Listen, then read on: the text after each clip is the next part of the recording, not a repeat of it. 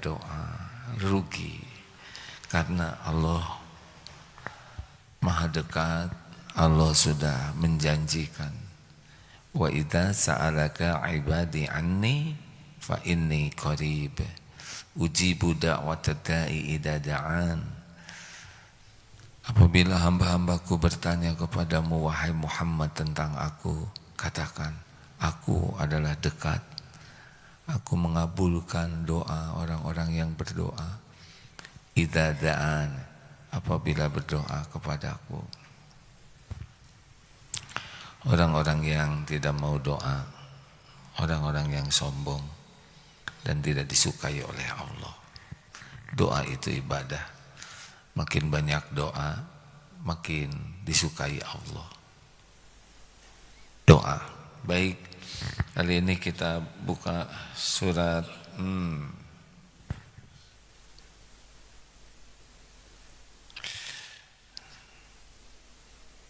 Oh ya, bagaimana rumusnya kalau kita bergaul dengan orang?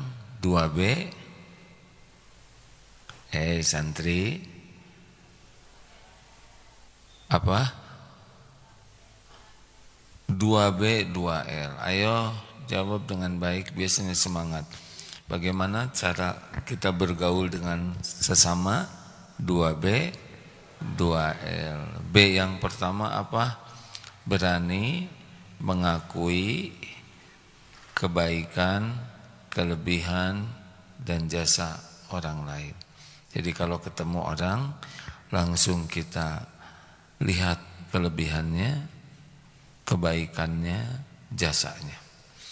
Untuk kelebihannya, udah jangan macam-macam. Ini gimana teman saya kelebihan berat badan, bukan itu ya. Yang dimaksud kelebihan ini adalah ya karunia Allah. Ini lebih pintar dari saya, ini pengalamannya lebih banyak, ini hafalannya. Langsung kita ingat bahwa kelebihan siapapun itu adalah dari Allah. Jadi kita tidak boleh iri, tidak boleh dengki, melainkan kita syukuri dengan mendoakan. Semoga Allah memberikan keberkahan. Gitu. Jadi penyakitnya kita ketemu dengan orang yang punya kelebihan itu dengki. Tahu dengki? SMS. Susah melihat orang senang, senang melihat orang susah. Tidak boleh. Tidak boleh dengki kepada orang yang beriman. Karena semua kelebihan, semua karunia Allah yang memberi. Kenapa kita rewel? Tidak boleh. Jadi kalau lihat orang, ini pintar, ini baik, ini rajin, ini punya rezeki, langsung kita ingat ini adalah dari Allah. Jadi tidak boleh iri. Lalu apa? Ingat jasanya, ingat kebaikannya. Makin kita bisa ingat kebaikan orang, hati kita jadi lembut dan kita jadi berterima kasih. Nah, orang yang berterima kasih itu adalah orang yang bersyukur. Bagaimana? Man lam yaskuril qalil la yaskuril katsir. Barang siapa yang tidak mensyukuri yang kecil, dia tidak bisa mensyukuri yang besar. Waman, dan barang siapa lam yaskurin nas lam yaskurillah. Siapa yang tidak bisa berterima kasih ke manusia, dia tidak bersyukur kepada Allah. Hadis Imam Ahmad dan Imam Tirmizi. Jadi hati-hati ini. Kalau kita suka ngilang-ngilangin kebaikan orang, kufur, nikmat. Hati-hati, hati-hati. Karena semua nikmat itu datangnya dari Allah. Dan Allah kehendaki sebagian makhluk jadi jalan kepada kita. Lihat binatang-binatang saja, ada ikan hiu, bahaya tuh. Ada ikan paus yang besar sekali. Itu ada seorang ibu-ibu penyelam yang sering didatangi ikan hiu. Tidak memakannya, tidak mencelakakannya. Hiu-hiu berdatangan karena ibu ini suka nolong hiu yang kena kail dan dicabut. Dan hiu itu memberitahu hiu-hiu lainnya. Berdatangan sampai 400 hiu katanya. Tidak dalam sehari ya, tiap nyelam didatangi hiu dan berkeliling di sekitarnya. Hiu saja tahu terima kasih. Bolehkah kita memakan hiu? Sebaiknya hui. Ada hiu, ada hui ya. Tahu bedanya? Inilah godaan ya. Saya baru ada yang ngirim ubi cilembu. Dalam bahasa Sunda hui namanya. Ada juga binatang-binatang yang dia saja tahu balas budi. Masih ingat cerita ibu-ibu yang ke kandang singa? Ternyata singa itu ketika dipukul teralisnya berbalik, tangannya keluar, bukan menerkam tapi memeluk. Hanya terhalang oleh besi ya. Sampai pelukan itu seperti yang kangen sekali. Kenapa ini singa sebesar itu? Binatang buas memeluk ibu ini. Kenapa? Apa karena kecantikannya kemudian singa memeluk? Nah, silakan aja cari sekarang jamaah yang paling cantik, masukkan ke kandang singa, kita lihat berapa lama kecantikannya bertahan. Apa karena kekayaan? Apa karena gelar? Ternyata 6 tahun yang lalu ibu ini pernah menolong ketika singa itu kecil. Singa 6 tahun cepat besarnya Pak, beda dengan kita ya. Dulu disusui pakai susu botol ya. Dipeluk, dibelai, dimandikan, diselimuti, dan singa tidak melupakannya. Itu singa.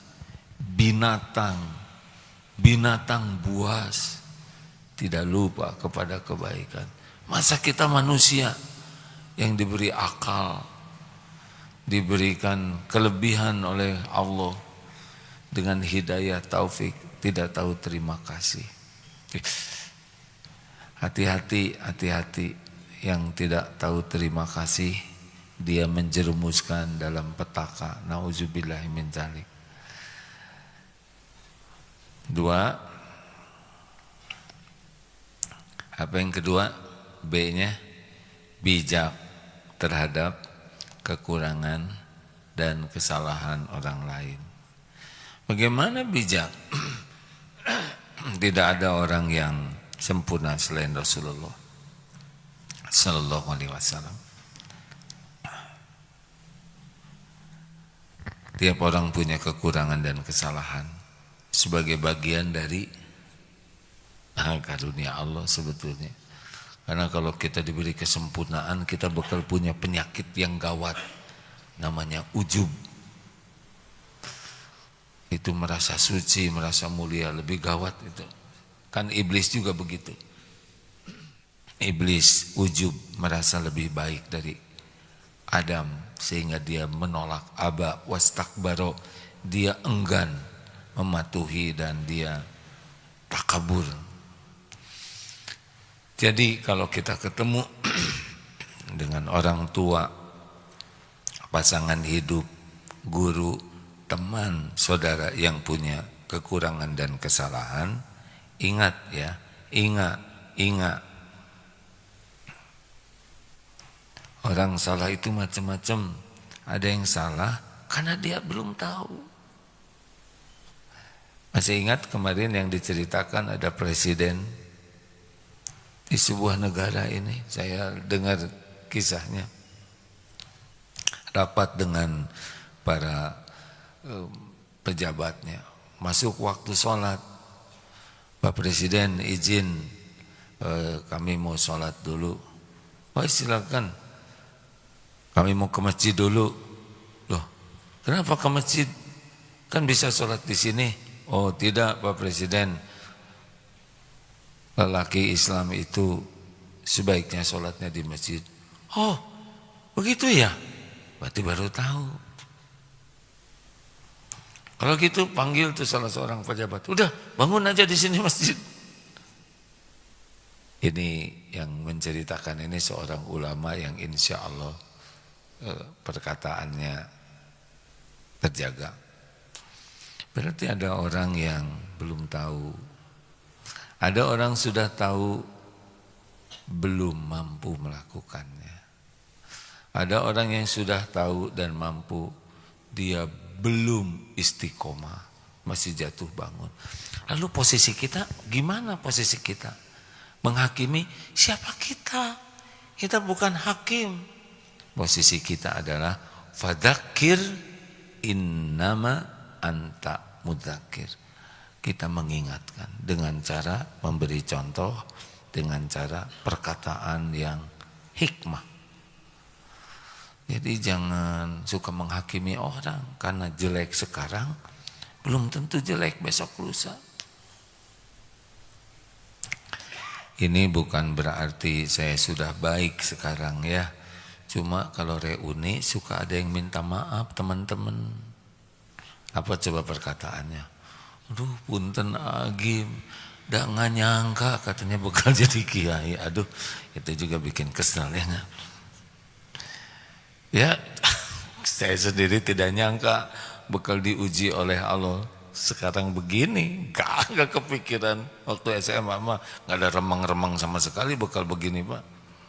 Beda dengan santri dari sekarang sudah pengen jadi ulama. Saya dulu mah enggak Pak, tapi ada garisnya begini ujian hidupnya. Ngalir saja begini. Jadi aja teman-teman yang jahil dulu tuh pada minta maaf, dah takut kualat katanya. Makanya jangan suka jahil. Siapa tahu nanti jadi mertua, ya kan?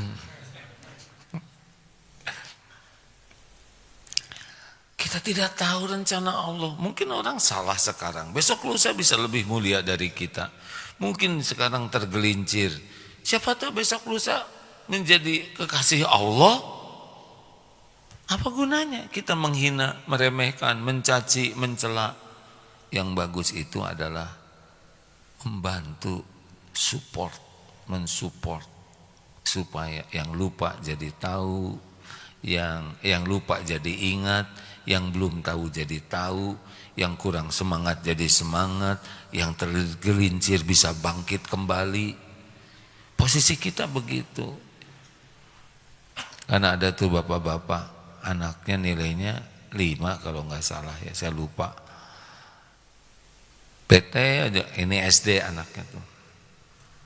Nggak mau masuk ke rumah. Kenapa nak? Kenapa sayang? Ibunya berbisik, nilainya 5. Sini, nilainya 5 ya keren. Bapak dulu nilainya 4. Gara-gara 4, Bapak jadi sungguh-sungguh belajar. Bisa jadi bintang kelas. Ini ciri-ciri mau jadi bintang kelas. Tuh begitu. Halo? Blow on lo. Dasar anak monyet ya. Langsung aja Bapak pergi tuh begini sih Bapak. Nggak boleh begitu. Jangan ya, jangan memvonis orang kalau memang tidak punya kapasitas atau kewajiban sebagai hakim. Kita tidak tahu rahasia Allah. Gimana nih kalau orang ngomongnya jelek? Jelek. Menghina.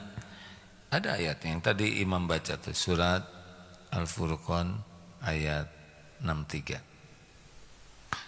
Ada wa idza khatabahumul jahiluna qalu salam. Ini ada juklaknya, petunjuk pelaksana. Jadi kita nanti itu gaul itu tidak akan semua orang suka ke kita. Tidak akan semuanya suka. Nabi aja yang sempurna ada yang tidak suka. Masa kita yang nyebelin asli semua orang senang? Enggak mungkin. Sebaik apapun yang kita lakukan, kita harus siap menerima kenyataan ada orang yang tidak suka ke kita. Dan biasa aja. Kita tidak usah berupaya supaya semua orang suka ke kita. Mau apa? Bukan itu kerjaan kita. Kerjaan kita tuh bukan berusaha supaya orang suka ke kita. Kerjaan kita itu adalah supaya Allah menyukai kita. Karena yang membulak-balik hati adalah Allah. Kita nggak bisa membulak-balik hati siapapun. Makanya nggak usah ribet. Kita berbuat sesuatu akan ada yang seneng, ada yang biasa aja, ada yang nggak seneng, ada yang memfitnah. Biasa aja, emang begini dunia. Nabi aja sempurna, dihina, dicaci, difitnah, diboikot, diblokade, diperangi. Benar? Kurang apa? Niatnya sempurna baik, akhlaknya sempurna baik, perkataannya juga baik, dan untuk kepentingan orang-orang yang menyakiti juga. Halo? Jelas tidak ini santri? Biasa aja. Harus dilatih. Harus siap dalam pikiran kita tuh siap. Tidak semua orang akan baik ke kita, tidak semua orang akan menghargai, tidak semua, dan kita harus sangat siap kebaikan kita tidak dianggap baik. Gak apa-apa, tenang saja. Orang yang banyak luka di hati itu adalah orang yang sibuk dengan makhluk. Orang yang sibuk dengan Allah biasa aja. Karena orang itu ujian seluruhnya. Ada yang, wah kita perlu menjelaskan siapa diri kita, tidak. Tunggu dulu ya. Kalau orang itu udah suka, kita menjelaskan banyak, mau ngapain, namanya juga udah suka, ya kan? Kalau orang itu tidak suka ke kita, terus kita menjelaskan kebaikan kita, makin enek dia. Udah jadi orang baik saja terus.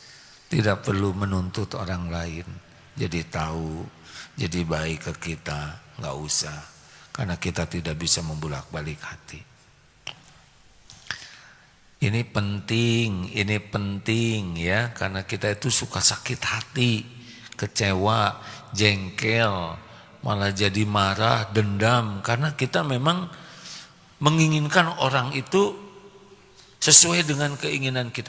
Oh, ingin boleh, tapi kita harus tahu yang bisa mengubah itu Allah. Halo? Jelas tidak nih? Nih santri, nanti kalau udah menikah harus siap menerima kenyataan.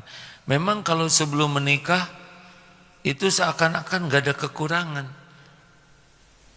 Semuanya itu nampak indah, ya enggak? Begitulah ya. Namanya juga bucin, budak cinta. Ya astagfirullahaladzim. Kalau orang sudah jatuh cinta tuh ya enggak, kesilep aja. Manyun juga dianggap senyum, ya kan? Dia belum mandi dianggap parfum, begitulah. Ya enggak aja. Sama lelaki juga. Walau gunung kan kudaki, lautan ku seberangi, apalagi tumpeng ku habisi. Itu kalau belum menikah mah katanya ada batu juga. Aduh begitu. Kalau udah nikah gimana? Pakai mata. Harus siap ya. Makanya yang nikah yang menderita itu adalah yang banyak berharap dari makhluk, bukan berharap dari Allah. Capek karena nggak ada manusia ideal. Tuh, ya begitulah. Lanjutkan. Jadi gimana nih kalau ada orang salah? Ya kita satu belajar dari kesalahan orang. Kalau ada orang yang akhlaknya kurang baik, sikapnya tidak sesuai harapan, kita belajar. Oh, ternyata kalau sombong tuh kayak gini. Saya tidak mau sombong. Oh, ternyata kalau ngajar telat itu guru nggak wibawa. Saya tidak mau telat. Oh, ternyata kalau pelit itu Walaupun dandan keren, pelit, koret, kedekut, buntut kasir, cap jahe, jatuh wibawa. Allah ngasih oh ternyata orang marah-marah tuh jelek banget. Wajahnya jadi berantakan. Kata-katanya jadi seperti tidak berpendidikan. Kelakuannya juga seperti orang yang hilang kesadaran. Kan gitu, orang yang marah, apa ini? Apa ini? Nggak usah gitu ya, tinggal ngomong apa ini, kan bisa. Orang marah tuh kan akalnya ngedrop. Kata-katanya seperti binatang, perilakunya ngebanting-banting. Ada orang marah-marah di depan saya. Berarti Allah ngasih contoh, saya tidak boleh begitu. Jadi orang yang punya kekurangan kejelekan itu jadi ladang ilmu. Ladang kita untuk memperbaiki diri. Jangan-jangan kita disakiti karena kita sering nyakitin orang. Ladang untuk tafakur, ladang untuk riadoh, latihan idfa billati hiya ahsan, tolak keburukan dengan cara yang lebih baik. Ladang mendoakan. Jadi kekurangan dan kesalahan orang itu ladang amal bagi kita. Jadi lebih baik, lebih berilmu, lebih terlatih, lebih banyak kebaikan yang bisa kita lakukan. Gitu. Jadi nggak ada ruginya. Ini tapi kayaknya wajah-wajah sudah punya keluarga ya. Sudah sing sabar ya Pak ya. Memang begitu nasib Bapak. Gimana? Nggak ada yang sempurna. Aduh, nggak usah gitu bicaranya. Aduh, gitu aja. Jangan terlalu mencium. Istri saya itu wanita, wajar ya. Mulutnya nggak bisa berhenti. Untung ngomongnya sama bapak. Coba sama tetangga ditonyok, betul tidak? Terima aja, tenang aja, dengar, simak. Itu ngulang-ngulang terus, ya udah jawab lagi. Justru itu kalau saya jawab kemarin lagi jawabannya. Ya diam. Nah diam juga jawab dong. Ya udah itu tobat. Senyum aja lah. Tadi kan jelas. Wa idza khatabahumul jahiluna qalu salama. Apabila orang jahil itu orang yang enggak bisa mengontrol dirinya. Enggak bisa mengendalikan diri. Dia bodohnya karena enggak bisa mengendalikan diri. Ini bisa siapapun, bisa orang lain, bisa preman, bisa suami, bisa istri, bisa orang tua, atau siapalah yang omongannya nggak enak, udah nggak usah dijawab dengan yang sama. Misalnya, monyet lo, tersinggung jangan. Kita monyet bukan? Kita monyet bukan? Terus dia nyebut, monyet lo. Jadi gimana? Jawabannya gimana?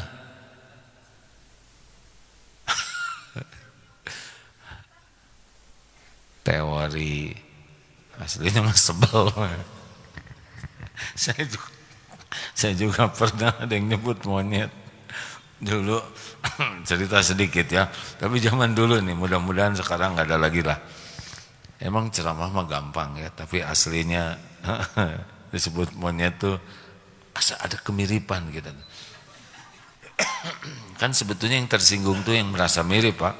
Coba aja yang gemuk sebut gini, kurus, nggak ketawa ya, nggak sakit hati, tapi ndut berapa kuintal, nah baru tersinggung karena beliau gemuk. Coba sekarang yang kurus, gemrot, nggak ada, dia nggak ngepek. Karena dia nggak ngerasa. Nah sebetulnya yang marah disebut monyet itu adalah penganut teori Darwin. Jadi dia merasa kemonyetannya itu ada. Astagfirullahaladzim. Astagfirullahaladzim.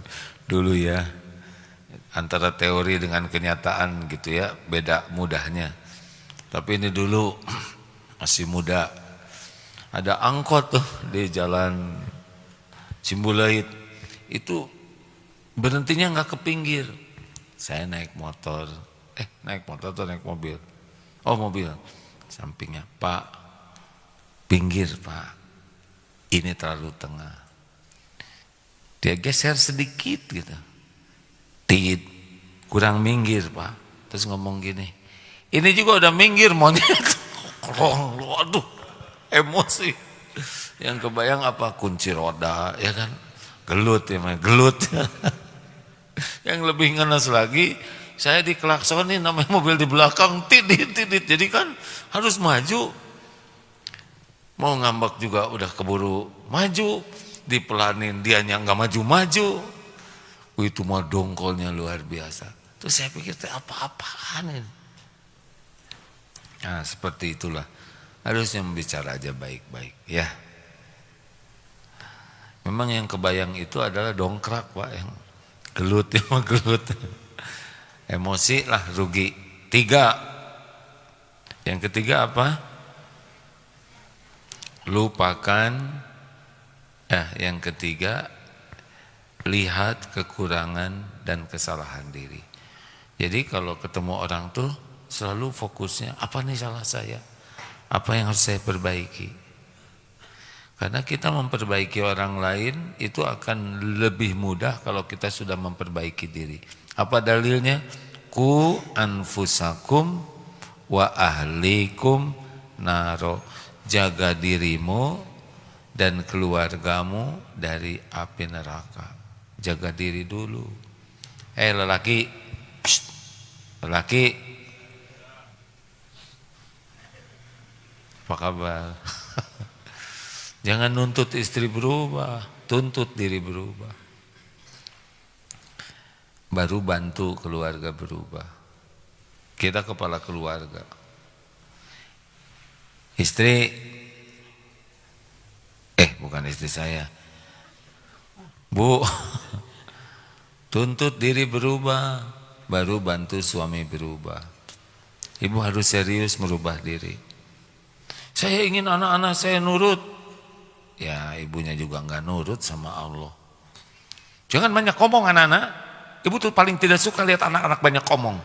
Ngomong aja terus. Kapan berhentinya? Sama orang tua enggak boleh banyak ngomong. Orang yang banyak ngomong tuh bakal banyak tergelincir kata-katanya. Orang yang banyak ngomong itu cenderung banyak dosanya. Nyakitin orang, tahu enggak? Ngomong aja terus. Ibu tuh enggak suka lihat orang banyak omong. Rasul tuh tidak ngasih contoh banyak omong. Sing sabar jadi orang. Terus saya ngomong. Ya.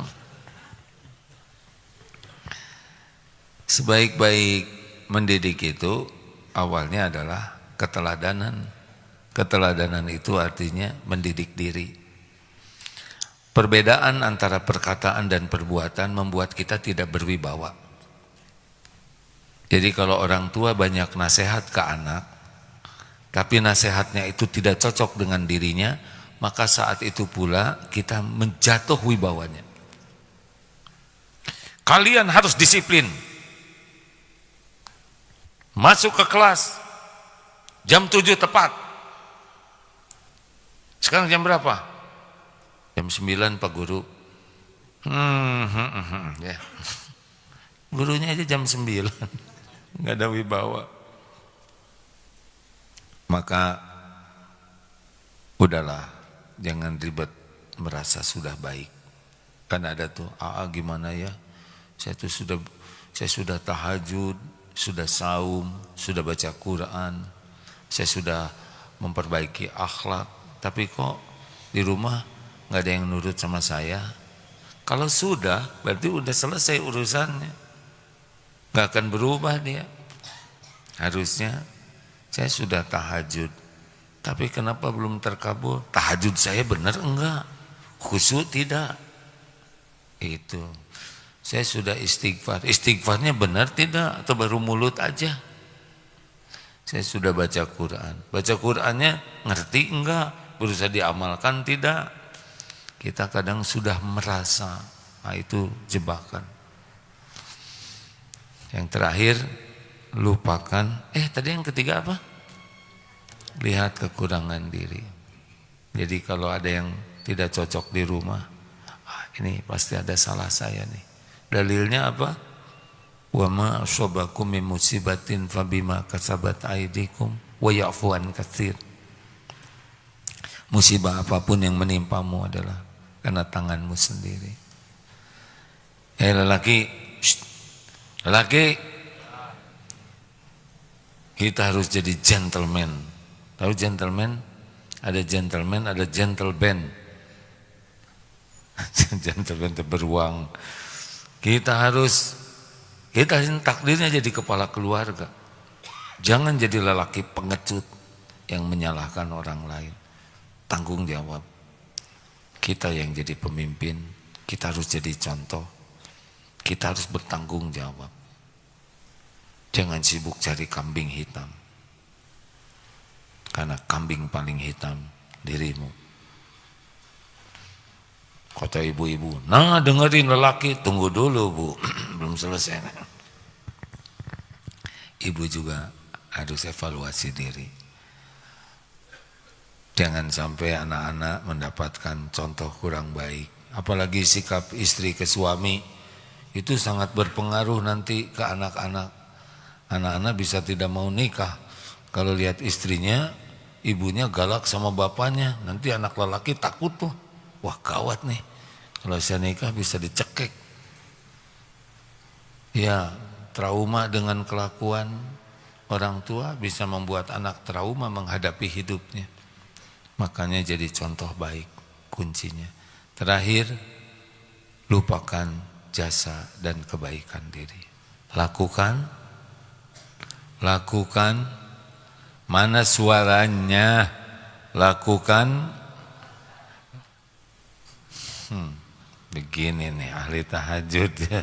Lakukan, lupakan. Lakukan. Perlukah kita mengingat-ingat kebaikan kita? Jawab. Perlukah kita mengingat-ingat? Perlu tidak? Perlukah kita menyebut-nyebut jasa baik kita? Perlukah kita menunggu orang lain berterima kasih atas kebaikan kita? Perlukah kita menunggu orang berterima kasih? Perlukah kita nunggu orang balas budi? Perlu tidak? Lakukan. Belajar pikun. Fokus berbuat, udah jadi, hilang. Kenapa? Kalau udah jadi kebaikan, katakanlah ini min fadli rabbik. Ini semua dari Allah. Jadi kita berusaha, kalau udah jadi sebuah amal, kita hilang, yang ada adalah ini karunia Allah. Ini pertolongan Allah. Ini pemberian Allah.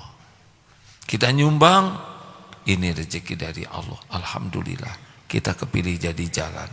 Gitu. Jangan ngaku-ngaku, kalau ngaku-ngaku hilang pahalanya. Sekian. Ya, baik. Silakan. Tanya jawab, oh ladang amal baru nih. Ada ladang amal baru? Tidak, ada. Siapa? Ya, pertanyaan dulu sambil cari ini tulisan ladang amalnya ya. Cek bisa. Izin dari TikTok. Gimana dengan anak yang sudah beristri, lalu dia tidak sayang orang tua, bahkan mantu pun ikut ngelawan Ulangi. Bagaimana dengan anak yang sudah beristri, lalu dia tidak sayang dengan orang tua, bahkan mantu pun ikut melawan Kita bagi dua ya. Sebagai orang tua, anak kurang tahu balas budi, bahkan mantunya juga ikutan kurang baik. Apa yang harus dilakukan sebagai orang tua? Tobat. Ini kalau bicara sebagai orang tua ya, nanti sebagai anak ada lagi. Kalau kita sebagai orang tua mendapati anak kurang baik, tobat. Jangan-jangan ini buah dari contoh yang kurang baik yang kita lakukan. Kita kurang mendidik anak. Kita kurang serius mendoakan anak. Kita kurang ngejaga makanannya halal atau tidak. Jadi kalau kita sebagai orang tua nih ya, mendapati anak kita kurang baik akhlaknya, segera tobat. Ampun ya Allah, Semua ini karena dosa-dosa saya. Begitulah. Lebih baik begitu. Doakan saja, tetap doakan baik ke anak, jangan sakit hati, jangan dendam, jangan doa buruk. Ingat semua ini siapa yang menanam, kita yang menuai. Tapi saya sudah stop. Tadi udah dibilangin. Tapi saya sudah kalau sudah dia tidak berubah, tidak akan bisa tobat. Udah ngaku aja ke Allah, ya. Bagaimana kalau jadi anak? Oh, orang tua udah tobat, tetap amalkan Ali Imran 134, ciri orang takwa. Wal kadhiminal ghaidh, menahan marah, jangan marah. Wal 'afina 'anil nas, memaafkan. Wallahu yuhibbul muhsinin. Allah mencintai orang berbuat baik, tetap baik. Doa baik, akhlak baik. Karena yang bisa membulak-balik anak dan mantu adalah Allah, bukan kita. Pasti ada sedih, ada kecewa, bawanya ke tobat. Begini sekarang, belum tentu besok lusa seperti itu. Allah yang ngebulak-balik hati. Tetap doa baik, banyak istighfar. Bagaimana sebagai anak? Ini berat nih. Kalau anak durhaka ke orang tua, saja udah durhaka tuh.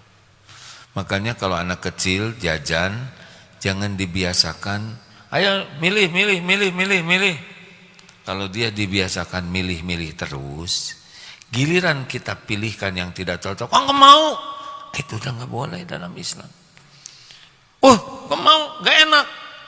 Kita yang salah, karena kita dari awal harusnya begini. Nah, ini makan ini ya, kita pilihkan, rezeki dari Allah. Apalagi kalau kecil-kecil belum tahu apa-apa, disuruh milih, rewel nanti dia. Kalau dapat yang tidak cocok, bisa marah ke orang tuanya. Kenapa marah-marah? Kita yang ngajarin. Harusnya diajar patuh. Ini rezeki dari Allah, sudah dipilihkan. Makan dengan syukur ya nak. Ya bu. Jadi terlatih untuk patuh ke orang tua dengan cara yang benar. Itu aja udah dosa tuh. Gak boleh. Apalagi ngomong jelek. Aduh, saya keburu ngomong jelek, tobat. Anak minta maaf. Bakti ke orang tua itu adalah perintah Allah sebagai syukur kepada Allah. Ada yang orang tuanya belum Islam, tetap baik. Kecuali kalau orang tuanya menyuruh melakukan yang tidak disukai Allah, tidak usah nurut. Tapi baik. Bagaimana orang tua bisa mengenal Islam kalau anak yang masuk Islam tidak baik? Ini lihat di medsos yang mu'alaf di luar negeri, yang akhirnya orang tuanya tuh luluh, kok anak saya jadi baik sekali. Ada yang orang tuanya separoh karena sudah wafat. Ada yang orang tuanya, maaf ya, sedang dipenjara. Ada yang orang tuanya sakit. Ada yang orang tuanya pisah. Ada yang orang tuanya belum kenal agama Islam tapi belum baik. Itu adalah ladang amal bagi kita sebagai anaknya. Jadi kita berbuat baik ke orang tua bukan karena orang tua berjasa ke kita, itu benar. Tetapi adalah perintah Allah, ini ibadah yang utama.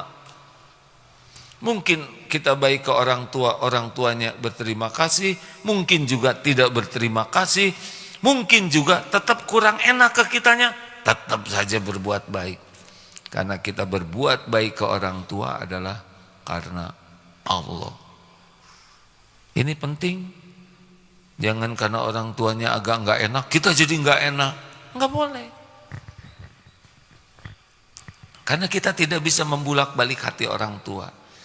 Tidak ada kisah orang bahagia yang asli, mulia di dunia insya Allah akhirat kecuali lekat padanya kisah bakti ke orang tuanya.